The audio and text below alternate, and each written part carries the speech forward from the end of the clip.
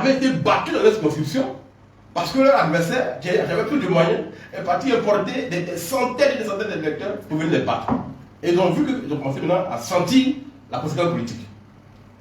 C'est comme ça qu'en 2020, quand il y a eu le dialogue politique, la première phase du dialogue politique, tous les acteurs politiques se fondant sur ce que nous on avait écrit et sur les conséquences que les uns et les autres avaient vécues dans leur ville, on dit non, cette loi-là n'est pas bonne, il faut la changer.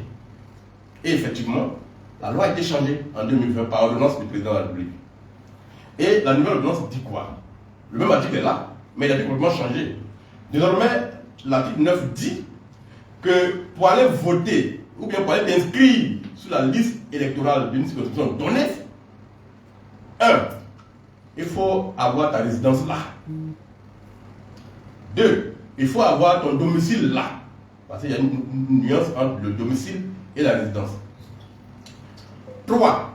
Il faut que tu vives là au moins depuis 6 mois avant la date de l'enrôlement. Voilà les conditions maintenant.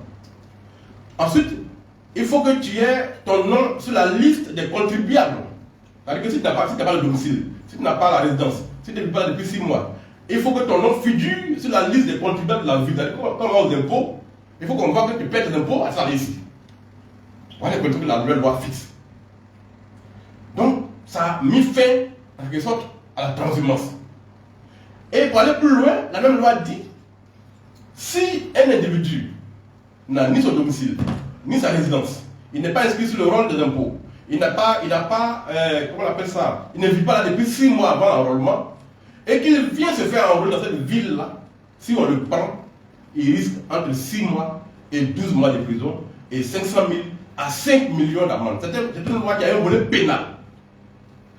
Comme cette loi n'est pas passée devant les parlementaires, les députés, beaucoup l'ignorent. Or, moi j'ai suivi cette année, donc ils connaissent cette loi-là. Et aujourd'hui, vous avez pu passer à la télévision, la dernière fois pour expliquer, il est passé de sur LTI, on va faire une émission sur ça. Donc cette loi-là existe. Et aujourd'hui, si les gens ne font pas attention, parce qu'il y a des enfants de déjà salés, qu'on vient prendre ici, pour aller les faire enrôler à Tabo. Il y a des enfants de Tabo qu'on va prendre pour venir les faire enrôler ici à Tiasalé. Il y a des enfants de Hermakono qu'on va chercher pour venir les faire enrôler ici à Tiasalé. Cette transhumance-là, désormais, elle est punie par la loi. Ça veut dire quoi? Ça veut dire que n'importe quel habitant de Tiasalé a le droit maintenant de dire que vous là, allez nous montrer où est-ce que vous pouvez aller ici, pour que vous fassiez le rang pour vous faire enrôler ici. Parce que la loi dit, que maintenant, même quand on affiche la liste électorale, chaque habitant peut aller vous dire celui-là il n'est pas d'ici et le prouver. S'il prouve ça, monsieur, vous risquez 12 mois de prison. Parce que c'est une loi d'intérêt public. Donc les acteurs politiques que nous sommes, nous devons sensibiliser nos enfants, nos frères. Quand vous prenez par exemple un village comme Ayoua, vous savez qu'il a été dépeuplé de la population pendant des années. Les gens vivent à Ayoua, mais leur nom est sur la liste électorale de Niamey et de Dibiko. C'est-à-dire qu'ils vivent à Ayoua, mais ils ne votent pas là-bas. Parce qu'il nous a autorisé de faire ces bêtises-là. Et ça fait que Ayoua est resté un village enclavé alors qu'ils sont à 6 km de Tassalé. Ayoua est à 6 km de Tassalé. Ils ne sont pas dans la commune. Mais Bougo est à plus de 13 km de Tassalé.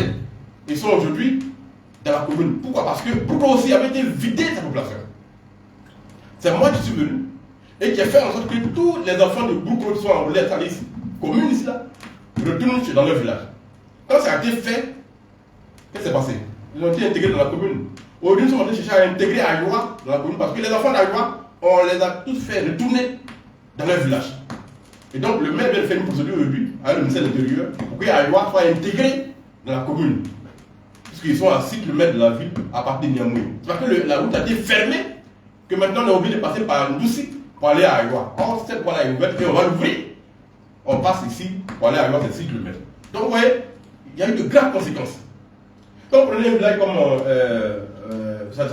de Tabo, le nom échappe un peu, tous les enfants de ce village à Tabo là-bas sont enrôlés ici. Et tous. De sorte que le bureau de vote que l'État avait donné là-bas a été retiré. Donc, nous sommes en train de sensibiliser, d'aller avec le préfet, on a convenu que je convoque une réunion en tant que député, avec tous les chefs, tous les premiers jeunes, toutes les populations de la ville et du département pour qu'on se retrouve à la préfecture et que, en tant que député, j'explique cette loi-là. Parce qu'il y a des acteurs politiques qui savent ça. et qui ont mis leur radar contre les adversaires qui ne savent pas et qui sont en train de préparer la fraude. Donc des gens vont se retrouver en prison. Donc moi, en tant que député, c'est mon rôle d'informer ma population pour dire que désormais, il faut que les gens qui sont dans la ville soient ceux qui décident de ceux qui doivent les gouverner. Vous voyez, je viens de faire un courrier à la CEI, auprès de la CEI, pour demander que le village de Denis Kro, qui est sur la rue Bakana, qui est un gros village, vous savez que Mopri, le village de Mopri a été déguerpi dans la zone passée. Et ceux du village de Mopri, ils sont retrouvés pratiquement à une partie à Toulakro et une partie à Batia. Une partie sont aujourd'hui à Denis Kro. Or, tous ceux qui vivent à Denis Kro, qui est hors de la commune, ils votent à Tiasalé ici.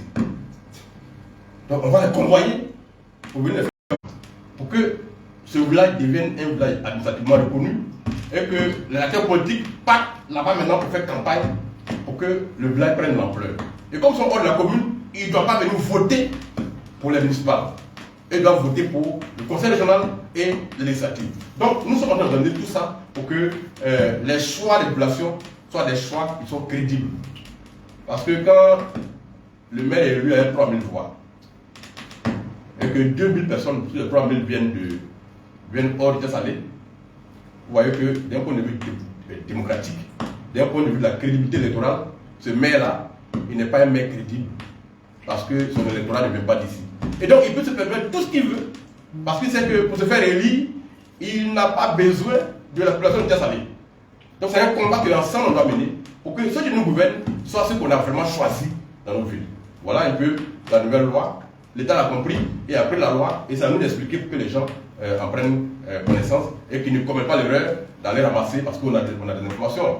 Récemment, j'ai envoyé des types jusqu'à Tumodi parce que des gens ici étaient en train d'enrôler dans un village de Tumodi.